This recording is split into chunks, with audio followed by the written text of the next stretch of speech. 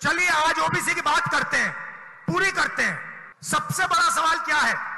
अगर हम ओबीसी की बात करते हैं, दलितों की बात करते हैं, हिंदुस्तान के लोगों की बात करते हैं, तो सबसे बड़ा सवाल क्या है?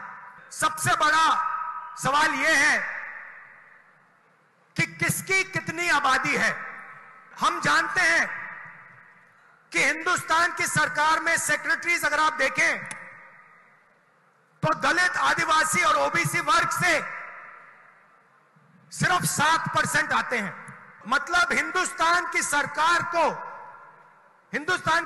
की रीढ़ की हड्डी जो है secretaries of government of India, उसमें से सिर्फ 7% दलित, आदिवासी और ओबीसी वर्ग से आते हैं। तो सबसे बड़ा सवाल है हिंदुस्तान में ओबीसी कितने हैं, आदिवासी कितने हैं, दलित कितने हैं।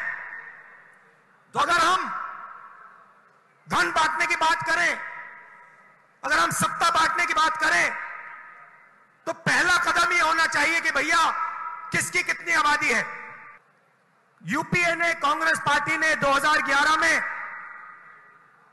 कास्ट बेस्ड सेंसस किया। पूरे देश की जातियों का डेटा उस सेंसस में है। मोदी जी, आप ओबीसी की बात करते हैं, उस डेटा को आप पब्लिक कर दीजिए, पता लग जाए देश में कितने ओबीसी हैं, कितने दलित हैं, कितने आदिवासी हैं। अगर सबको भागीदार बनाना है, सबको इस देश की प्रगति में शामिल करना है, तो यह तो मालूम होना चाहिए कि कौन कितने हैं। तो मोदी जी, कास्ट सेंसस का डेटा आप रिलीज कीजिए, देश की जनता को पता लग जाए देश में ओबीसी कितने हैं, दलित कितने हैं, आदिवासी कितने हैं। और अगर आप ये काम नहीं करेंगे तो ये ओबीसी पर अपमान है।